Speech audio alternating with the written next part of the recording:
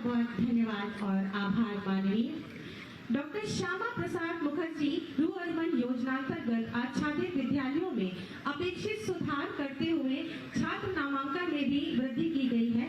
इस कार्य हेतु इन दो प्रधानाध्यापकों को माननीय मुख्यमंत्री जी के शुभ कर कमलों से सम्मानित किया जा रहा है। मैं बहुत ही आदर के साथ माननीय मुख्यमंत्री जी से निवेदन करूंगी कि हमारी इन दो प्रधानाध्यापकों को ये LED प्रदान कर हमें अनुग्रहित करें।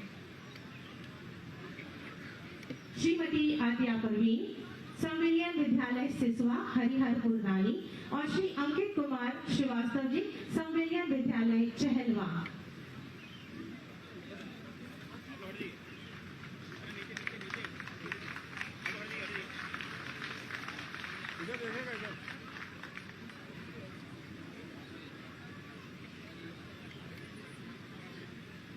आप सभी अपनी तालियां यूं ही बजाते रहें क्योंकि ये और कदम शिक्षा की ओर। प्रथम बार कक्षा 1 और कक्षा 6 में इन बच्चों के द्वारा नामांकन लिया जा रहा है, जिसके हेतु इनको एजुकेशन किट माननीय मुख्यमंत्री जी के शुभ कर कमलों से प्रदान की जा रही है। कृपया बच्चे क्रमबद्ध तरीके से मंच पर आए। अंकुश, दिलशाद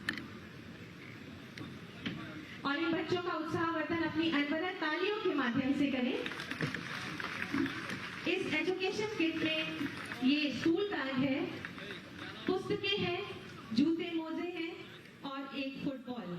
इनकी शिक्षा के लिए, इनके व्यक्तित्व में उत्तरोत्तर प्रगति के लिए खेलकूद को भी शामिल करते हुए अंकुश, दिलशाद,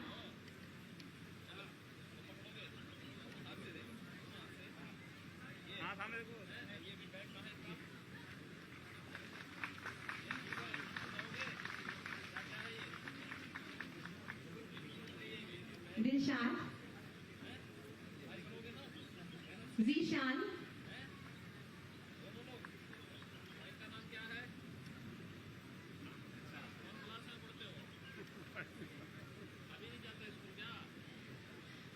माननीय मुख्यमंत्री जी का अगाध प्रेम इन बच्चों की तरफ, आप सभी की जोरदार तालियों का आशीर्वाद। जीशान,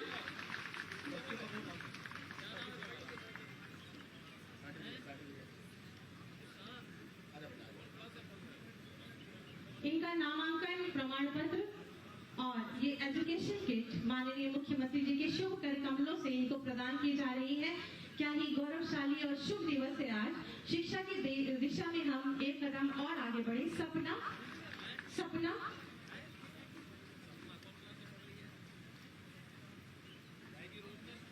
और हर्षिता, हर्षिता,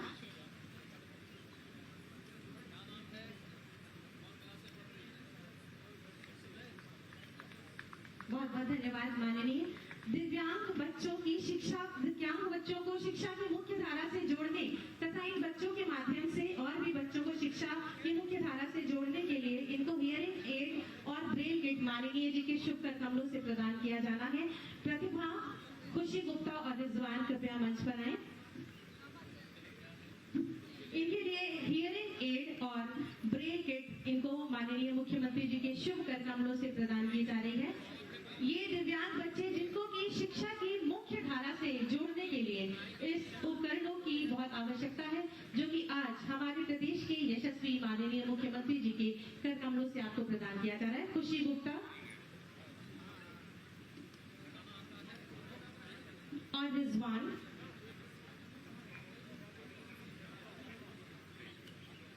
इसके बाद श्री अमरनाथ सिंह जी को, जो कि प्रधान शिक्षक है संविलियन विद्यालय जमुना को मंच पर आमंत्रित करूंगी। श्री अमरनाथ सिंह जी प्रधान शिक्षक संविलियन विद्यालय जमुना में अपने अथक प्रयास से बच्चों के नामांकन में आपने वृद्धि की है और वर्तमान में इनके विद्यालय में 1002 नामांकन है। इस हेतु आपको अंगवस्त्र और स्मृति चिन्ह से माननीय मुख्यमंत्री जी द्वारा सम्मानित किया जा रहा है। 1002 बच्चों का नामांकन।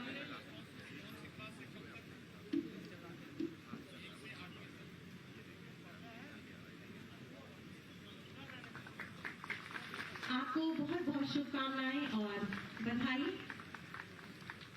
हमारे ये दो अध्यापक श्री आनंद त्रिपाठी जी, इनके द्वारा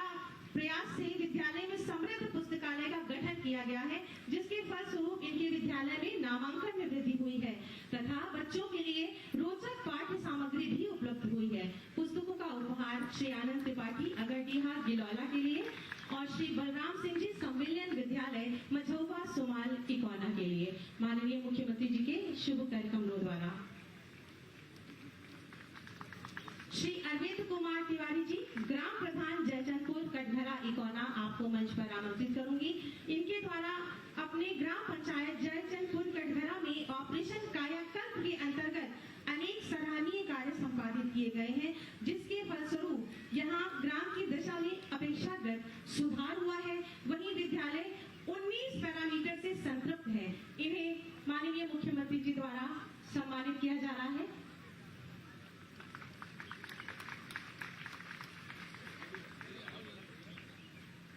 एक स्मृति चिन्ह और आप सभी की जोरदार तालियां।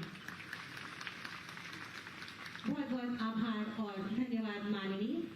स्कूल चलो अभियान पर आधारित एक लघु फिल्म हम सबके समक्ष है। माननीय से निवेदन करूंगी कि कृपया एक दृष्टि डाल हमें अनुग्रहित करें।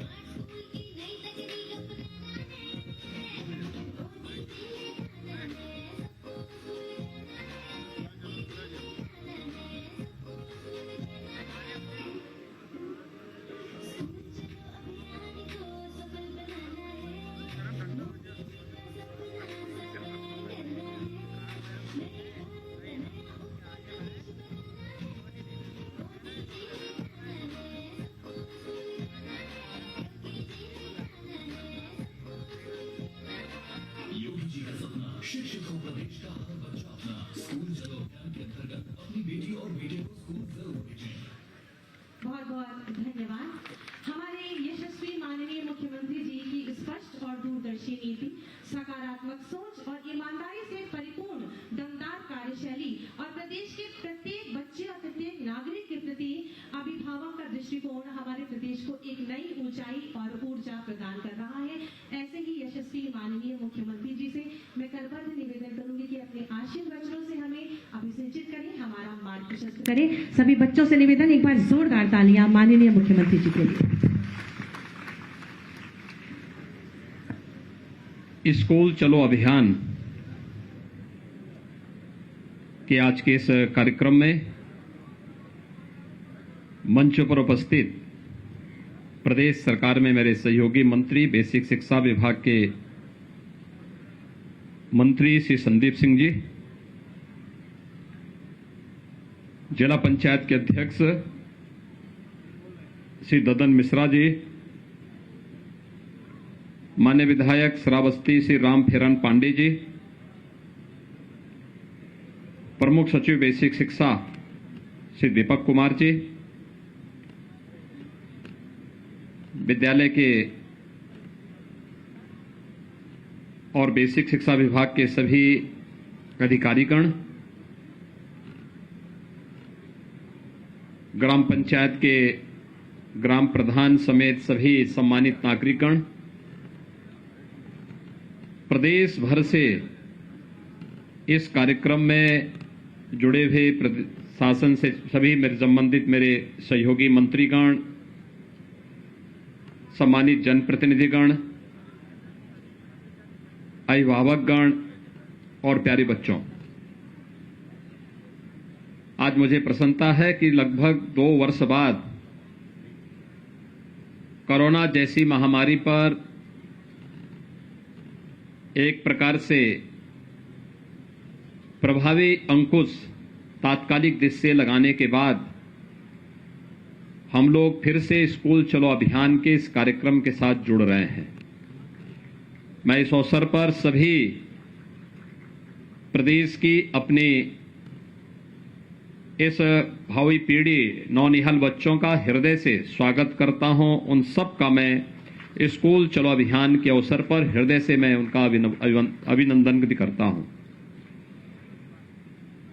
हम सब ने विगत 2 वर्ष इस सदी की सबसे बड़ी महामारी कोरोना का सामना करते हुए व्यतीत किए।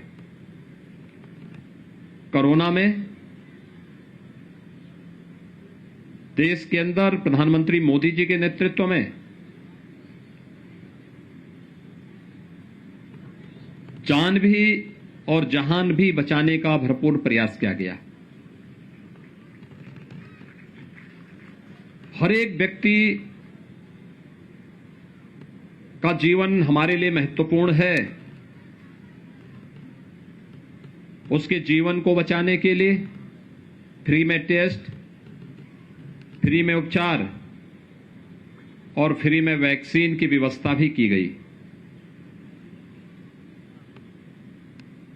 समाज के प्रत्येक तबके ने एक बार फिर से इस बात को साबित किया है कि भारत किसी भी संकट के समय अपने नेतृत्व के प्रति अटूट निष्ठा के साथ जब एकजुट होकर के इस लड़ाई को लड़ता है तो उसके परिणाम भी उसी रूप में सामने आते हैं। भारत का कोरोना प्रबंधन प्रधानमंत्री मोदी जी के नेतृत्व में पूरे देश और पूरी दुनिया के अंदर सराहा गया। कारण है क्योंकि पूरा भारत प्रधानमंत्री मोदी जी के नेतृत्व में कार्य कर रहा था और आज उसके परिणाम भी हम सबके सामने हैं।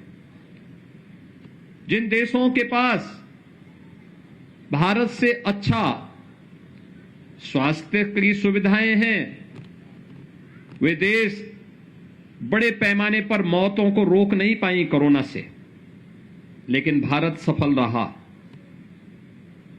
हमारी संवेदना उन सभी परिवारों के प्रति है जिन्होंने अपने परिजनों को, मित्रों को, नाते रिश्तेदारों को खोया है।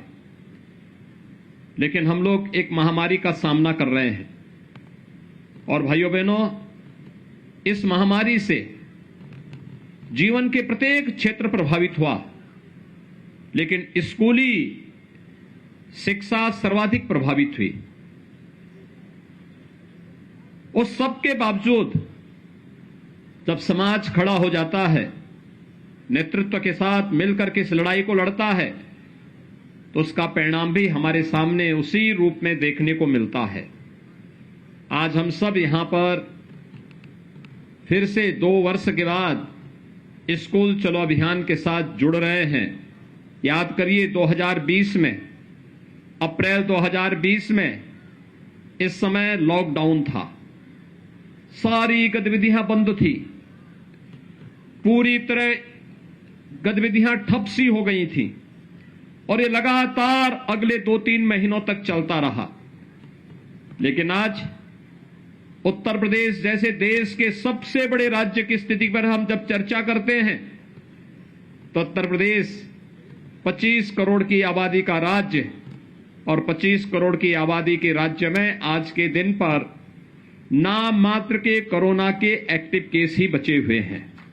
सारी गतिविधियां खुल चुकी हैं, 30 करोड़ से अधिक वैक्सीन की डोजेस दी जा चुकी हैं।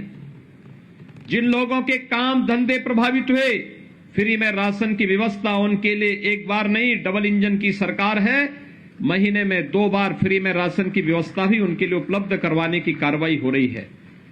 प्रवासी कामगार और श्रमिकों के लिए रोजगार सृजन की कार्रवाई युद्ध स्तर पर आगे बढ़ रही है। और उन्हीं स्थितियों में कोरोना कालखंड में प्रधानमंत्री मोदी जी के नेतृत्व में तकनीक का भी प्रयोग किया गया। ऑनलाइन एजुकेशन को बढ़ावा देने के लिए कार्य प्रारंभ हुआ। आज प्रदेश सरकार स्नातक प्रास्नातक के सभी छात्र छात्राओं को टैबलेट और स्मार्टफोन वितरण करने की कार्रवाई युद्ध स्तर पर आगे बढ़ा रही है। लेकिन हम सबको शिक्षा की सबसे बेसिक यानी जो सबसे आधारभूत इकाई है बेसिक शिक्षा, इस पर विशेष ध्यान दिए जाने की आवश्यकता है। बहुत सारे बच्चे होंगे जो 2 वर्ष के अंदर स्कूल का मुंह न देखे हों, और अब स्कूल जाने में उनको थोड़ा आलस आ रही हो, और इसलिए तय किया गया कि हमें फिर से स्कूल चलो अभियान के कार्यक्रम के साथ हर एक बच्चे को जोड़ना होगा, हर एक परिवार को जोड़ना होगा और कोई बच्चा छूटने न पाए। इसके लिए समाज को एक संकल्प के साथ आगे बढ़ना होगा। भाइयों बहनों, शिक्षा यह एकमात्र साधन है जो प्रत्येक व्यक्ति के जीवन में परिवर्तन का कारक बन सकती है। शिक्षा ही वास्तव में प्रत्येक नागरिक को एक सही दिशा दे सकती है, हर एक व्यक्ति के सर्वांगीण विकास का आधारशिला खड़ी कर सकती है। और याद रखना, जब व्यक्ति सक्षम होगा तो समाज भी सक्षम होगा, और समाज सक्षम होगा तो राष्ट्र स्वयं ही सशक्त होता हुआ दिखाई देगा। और राष्ट्र की आधारभूत सक्षम होने के लिए जिस एक प्रयास की सर्वाधिक आवश्यकता होती है वह है कि हम हर व्यक्ति को, हर बच्चे को शिक्षित करें। ये न केवल हमारा नैतिक दायित्व है बल्कि हमारा ये राष्ट्रीय कर्तव्य भी बनता है कि अपने देश को दुनिया की एक ताकत बनाने के लिए हमें हर एक बच्चे को शिक्षित करना होगा। और शिक्षित करने के लिए आवश्यक है हम उसे स्कूल भेजें, स्कूल लेकर के आए। इसके लिए मैं आह्वान करूंगा प्रदेश भर की सभी बेसिक शिक्षा परिषद से जुड़े हुए जितने भी हमारे प्रधानाचार्य, शिक्षक और इस विभाग से जुड़े हुए अन्य कर्मी हैं, उन सब से भी मैं इस बारे में आग्रह करूंगा कि वे तो इस अभियान का हिस्सा बने ही, ग्राम पंचायत और नगर निकाय में जुड़े हुए जनप्रतिनिधियों से भी मैं इस बारे में अपील करूंगा कि वे लोग भी इस बात को सुनिश्चित करें कि अगले 1 महीने के अंदर चलने वाले इस अभियान के क्रम में घर घर जाकर के एक एक घर में दस्तक दीजिए और पूछिए कोई बच्चा ऐसा तो नहीं जो स्कूल जाने से वंचित रह गया हो या रह रहा हो। उसको स्कूल ले जाना, नजदीक के स्कूल में उसका रजिस्ट्रेशन करवाना, उस बच्चे को uniform, bag, books, shoes, socks, sweater, ये सभी प्रकार की सुविधाओं से इसे आच्छादित करने की तैयारी करना। इस पूरे कार्यक्रम को अगर हम जोड़ते हैं, इस पूरे कार्यक्रम को एक साथ आगे बढ़ाते हैं तो भाइयों बहनों, इससे बढ़कर के पवित्र कार्य दूसरा हो ही नहीं सकता है। श्रीमद् भगवत गीता भी तो यही कहती है कि किसी को ज्ञानवान बना देना ही ये जीवन का सबसे पवित्र कार्य है, और इसका आधार कोई बन सकता है तो शिक्षा बनेगी, शिक्षा। और इसीलिए स्कूल चलो अभियान 2017 में हम लोगों ने प्रारंभ किया था।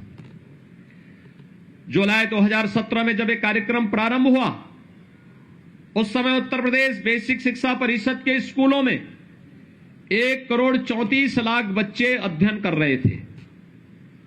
वे आते थे, स्कूल में आने का समय नहीं था, कब कौन आ रहा है, कब कौन जा रहा है। स्कूलों की स्थिति अत्यंत जर्जर थी।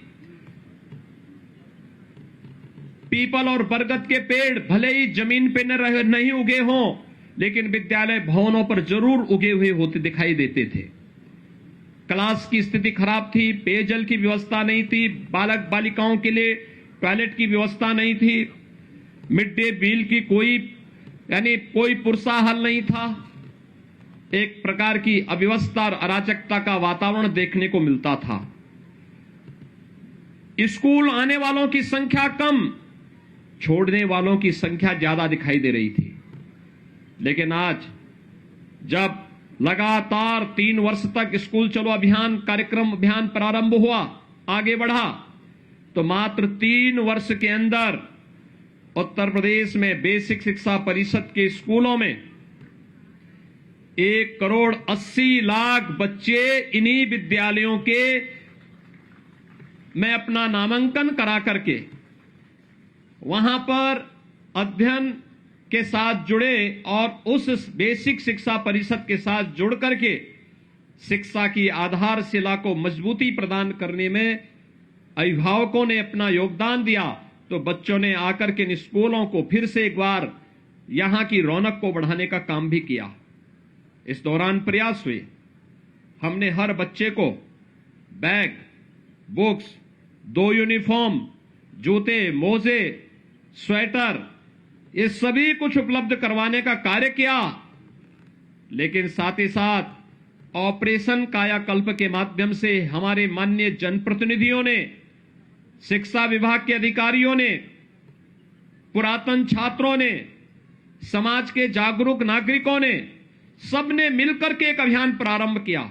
और वह अभियान था जिसमें एक एक विद्यालय गोद लेकर के और उन विद्यालयों में अच्छी फ्लोरिंग बना देना, साफ सफाई की व्यवस्था कर देना, वॉल पेंटिंग की व्यवस्था करना, वहां पर बच्चों के लिए जो भी अन्य रोचक कार्य हो सकते हैं, सेपरेट टॉयलेट की व्यवस्था करना, पेयजल की व्यवस्था करना, वहां पर विद्युत की आपूर्ति हो सके इसके लिए भी प्रयास प्रारंभ हुए, फर्नीचर देने के कार्य प्रारंभ हुए।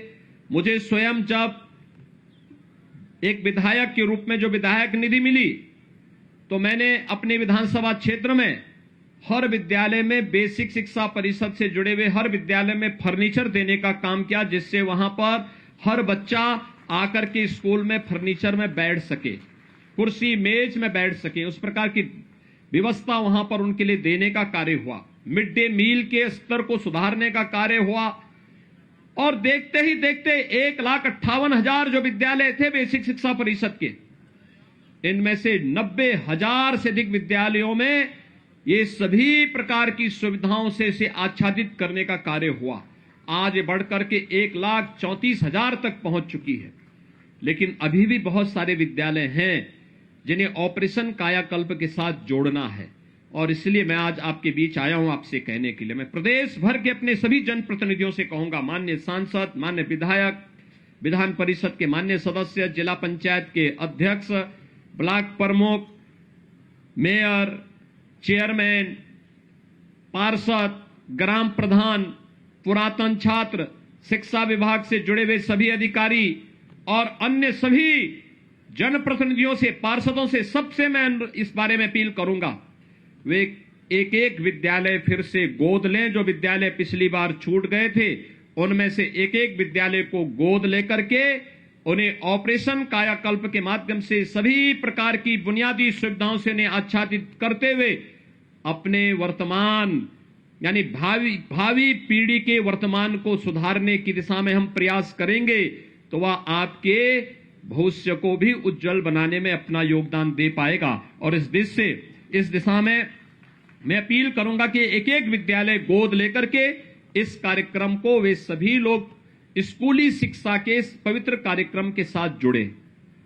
भाइयों बहनों, हम लोग देश के सबसे बड़े राज्य में बेसिक शिक्षा परिषद में जितने हमारे यहां बच्चे पढ़ रहे हैं, देश के अंदर तमाम राज्यों की उतनी आबादी नहीं है और दुनिया के अंदर तमाम देशों की भी उतनी आबादी नहीं है। लेकिन हमें अपने प्रदेश के इन बच्चों की प्रतिभा पर गौरव की अनुभूति करनी चाहिए, इन्हें उचित माहौल देना चाहिए। कोई स्मार्ट क्लास लगा सकता है, कोई इन बच्चों के लिए वहां पर फर्नीचर की व्यवस्था में योगदान दे सकता है, कोई लाइब्रेरी को बनाने में योगदान दे सकता है।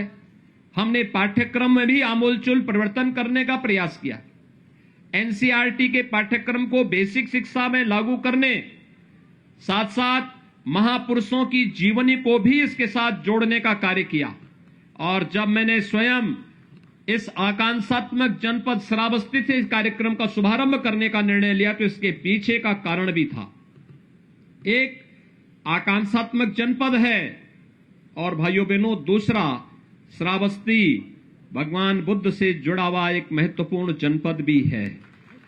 कहते हैं ज्ञान प्राप्ति के बाद महात्मा बुद्ध ने अपने सर्वाधिक आध्यात्मिक साधना के चातुर्मास इसी जनपद में व्यतीत किए थे। भगवान बुद्ध ने कहा था अप दीपो भव, यानी अपना दीपक स्वयं बनो और स्वयं ही हमें अपने आप को पहचानने की ताकत अर्जित करनी पड़ेगी।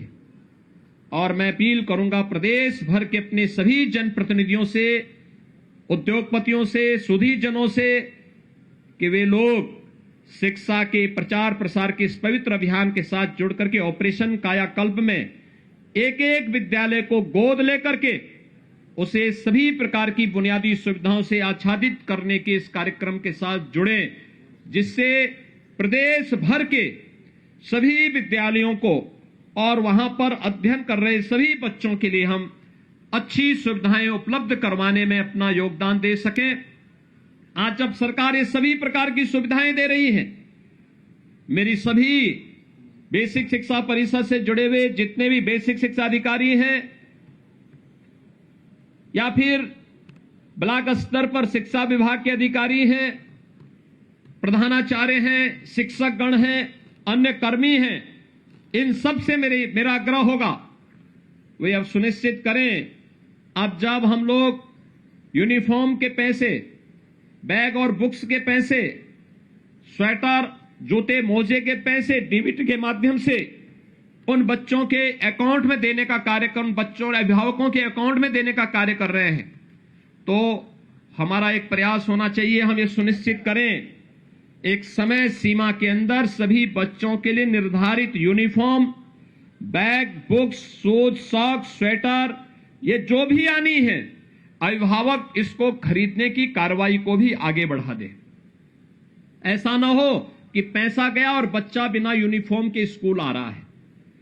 दूसरा, स्कूल में केवल पठन पाठन के साथ ही अगर हम उस बच्चे को खेल कूद की गतिविधियों के साथ नहीं जोड़ पा रहे हैं, उस बच्चे को किसी रचनात्मक गतिविधि के साथ नहीं जोड़ पा रहे हैं, तो मुझे लगता है इस शिक्षा का एक ही पक्ष फिर हम पूरा कर रहे हैं।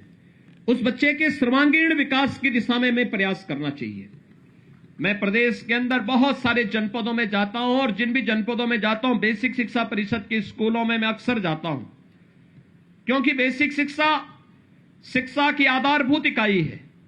अगर ये शिक्षा मजबूत होगी तो शेष अन्य शिक्षा अपने आप ही मजबूत होती हुई दिखाई देगी। और इसलिए जब मैं जाता हूं, मैंने देखा है 2017 के पहले जिन विद्यालयों में कोई सुविधा नहीं थी, 2017 के बाद स्मार्ट क्लास दी, स्मार्ट क्लास में वहां के बच्चे इतने पारंगत हुए कि उन बच्चों को देखते ही देखते ये चीजें दिखाती थी। पहले सुविधा नहीं थी, वे बच्चे इन सुविधाओं से वंचित रहते थे, उनको नहीं पता था कैसे ये ऑपरेशन होना है, कैसे इसको हम आगे बढ़ाने, क्रियाशील कैसे इसको करना है। लेकिन आज वह जब उन बच्चों को इसका प्रशिक्षण दिया गया तो अधिक से अधिक बच्चे इससे लाभान्वित होते हुए दिखाई दिए हैं। हमारा प्रयास होना चाहिए, इस पवित्र कार्य के साथ हम जुड़े हैं तो इस पवित्र कार्य को हम उतनी मजबूती के साथ आगे बढ़ाने का कार्य करेंगे। आज वासंतिक नवरात्रि का तृतीया है, यानी आज जगत जननी मां भगवती की पूजा तीसरे दिन भी उसी श्रद्धा और विश्वास के साथ पूरे देश के अंदर इस अनुष्ठान के साथ लोग जुड़ रहे हैं। और आप नवरात्रि के इस पावन आयोजन के अवसर पर स्कूल चलो अभियान के इस कार्यक्रम के साथ जुड़ रहे हैं, यह भी जगत जननी मां भगवती के प्रति हमारी श्रद्धा का ही प्रतीक है। क्योंकि शिक्षा की देवी मां सरस्वती को भी तो हम देवी के रूप में पूजते हैं, और उस रूप में अगर हम इस कार्यक्रम के साथ जुड़ रहे हैं तो भाइयों बहनों, इस कार्यक्रम के साथ जुड़ना अपने आप में एक पवित्रता की एक नई मिसाल हम प्रस्तुत कर सकते हैं। एक बार फिर से स्कूल चलो अभियान के साथ जुड़े हुए प्रदेश भर के सभी जितने भी हमारे स्कूल, बेसिक शिक्षा परिषद के स्कूल हैं, इन सभी को मैं आह्वान करूंगा कि अगले एक माह के अंदर जो आपके सामने लक्ष्य है कि कोई भी बच्चा छूटने न पाए, कोई भी हो, वह स्थायी हो या प्रवासी हो, यहां तक कि अगर कोई कामगार, प्रवासी कामगार और श्रमिक भी यहां पर यूपी में आकर के काम कर रहा है और वह कुछ ही दिन के लिए आया है, 4 महीने 6 महीने के लिए आया है, तो भी हम उसका प्रवेश, उनके बच्चों को प्रवेश जरूर करवा लें। 3 से 5 साल तक के बच्चों को मिनी आंगनबाड़ी में प्री प्राइमरी के रूप में इसे आगे बढ़ाने की कार्रवाई हमें आगे बढ़ा देनी चाहिए और 5 साल से ऊपर के बच्चे बेसिक शिक्षा परिषद के स्कूलों में जाएं और स्कूलों में जा करके वहां पर पठन पाठन के साथ जुड़े, अक्षर ज्ञान के साथ जुड़े, अपने भविष्य को संवारने का कार्य करें। उन बच्चों के लिए उस प्रकार का माहौल देना, ये बेसिक शिक्षा परिषद के अधिकारियों के साथ साथ पूरा विभाग इसके साथ जुड़े और पूरा समाज उनके सहयोग के लिए अगर खड़ा होगा तो देखते ही देखते बेसिक शिक्षा परिषद की पूरी कायाकल्प होती हुई दिखाई देगी। एक कायाकल्प केवल बेसिक शिक्षा की नहीं होगी, पूरी शिक्षा व्यवस्था की होगी और इससे होने वाले जो एक व्यापक परिवर्तन होंगे इसका लाभ समाज और पूरे देश को लंबे समय तक प्राप्त होता रहेगा। आज के इस अवसर पर एक बार फिर से हर बच्चे को स्कूल भेजना है, यह संकल्प हमारा होना चाहिए। कोई बच्चा छूटने न पाए, यह संकल्प हमारा होना चाहिए। दूसरा, ऑपरेशन कायाकल्प में हर जनप्रतिनिधि एक एक विद्यालय गोद लेकर के इस पवित्र कार्य के साथ जुड़े, जिसमें उस विद्यालय जो बचे हुए विद्यालय हैं उन विद्यालयों में भी हम बुनियादी सुविधाएं उपलब्ध करवा सकें। उनकी फ्लोरिंग को ठीक करना, बालक बालिकाओं के लिए टॉयलेट बनाने की कार्रवाई अलग करना, बनाना, पेयजल की व्यवस्था उपलब्ध कराना, फर्नीचर की व्यवस्था, स्मार्ट क्लास, लाइब्रेरी और अन्य बुनियादी सुविधाएं भी हम वहां उपलब्ध करवाने का कार्य करें। सोलर पैनल की व्यवस्था हो, ये सभी चीजें अगर हम वहां उपलब्ध करवाते हैं तो आप देखेंगे कि बहुत जल्दी सभी विद्यालय न केवल उसके साथ आगे बढ़ेंगे बल्कि बेसिक शिक्षा परिषद का पूरा कायाकल्प होता हुआ दिखाई देगा और यह लोगों के लिए व्यापक परिवर्तन का कारक बनेगा जो प्रदेश के विकास को एक द्रुत गति से आगे बढ़ाने में सहायक होगा। और साथ साथ मेरा आह्वान होगा कि जो भी ये कार्यक्रम चल रहे हैं इन कार्यक्रमों की नियमित समीक्षा, प्रधानाचार्य प्रतिदिन इसकी समीक्षा करे, कौन बच्चे आ रहे हैं कौन नहीं आ रहे हैं। उन बच्चों की रिपोर्ट कार्ड से साल में कम से कम 3 से 4 बार अभिभावकों के साथ बैठक करना, उनके साथ संगोष्ठी करना, उनके साथ बैठक करना, 4 बार कम से कम उनके साथ बैठे। हर तीसरे महीने अभिभावकों के साथ एक बैठक जरूर हो।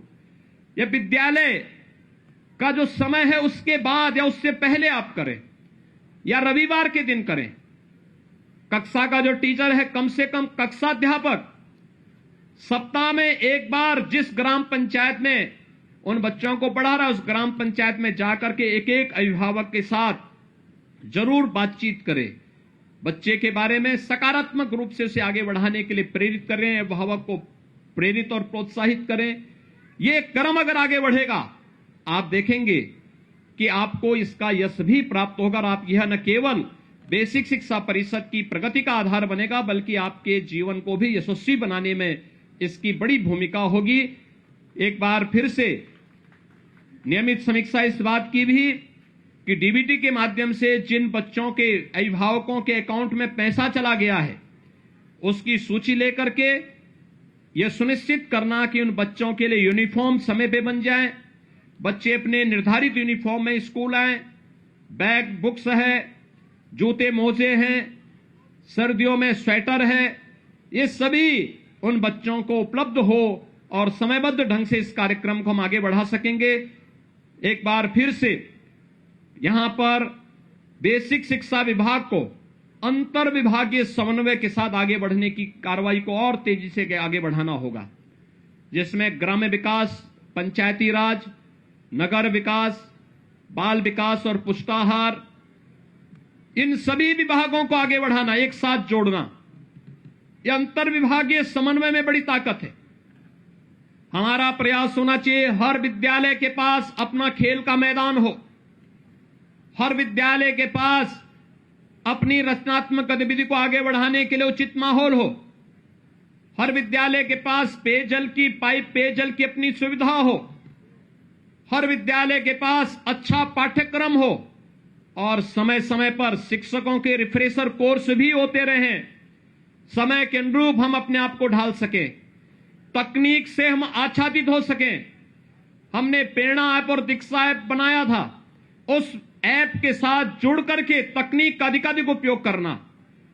अगर भविष्य में कभी कोरोना जैसी कोई महामारी आती है तो उस समय भी हमारे स्कूली बच्चे कहीं भी शिक्षा से वंचित न होने पाए, ऑनलाइन एजुकेशन के लिए हम उनको तैयार कर सकें, हमारी स्मार्ट क्लासेस तैयार रहें, हम उनके स्मार्टफोन पर या उनके अभिभावक के उनके घर में जो एलईडी होगा या उनके घर में जो टेलीविजन होगा उसके माध्यम से इस पाठ्यक्रम को घर घर तक पहुंचाने का कार्य कर सकें। हमें तकनीक को इतनी विकसित करनी होगी, इस दिशा में आगे बढ़ाने की आवश्यकता है। और मेरा विश्वास है एक बार अगर सामूहिक रूप से हम सब मिलकर के इस कार्यक्रम के साथ जुड़ जाएंगे, कोई कारण नहीं कि कार्य संभव न हो, हर कार्य संभव हो सकता है। उत्तर प्रदेश जैसे राज्य में इसको और भी मजबूती के साथ आगे बढ़ाया जा सकता है। मैं एक बार फिर से बेसिक शिक्षा परिषद को स्कूल चलो अभियान के कार्यक्रम को आगे बढ़ाने के लिए हृदय से बधाई देता हूं और विश्वास व्यक्त करता हूं कि शासकीय स्तर पर भी हर सप्ताह इसकी समीक्षा हो कि कितने बच्चे अपना नामांकन कराए हैं और कितने अभिभावकों के साथ संवाद का एक कार्यक्रम आगे बढ़ रहा है और हम मजबूती के साथ इस कार्यक्रम को सफलतापूर्वक आगे बढ़ाने का कार्य कर रहे हैं।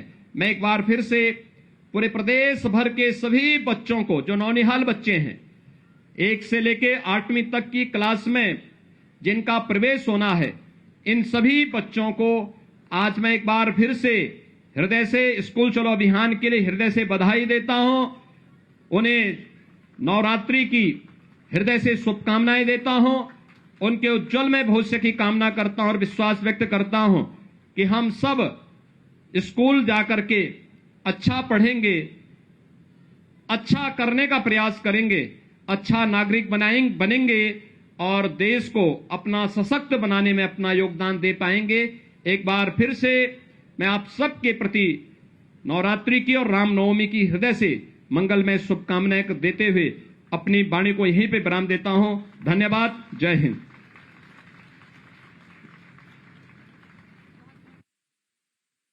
बहुत बहुत धन्यवाद और आभार माननीय मुख्यमंत्री जी आपके प्रेरणादायी उद्बोधन के लिए। मैं निवेदन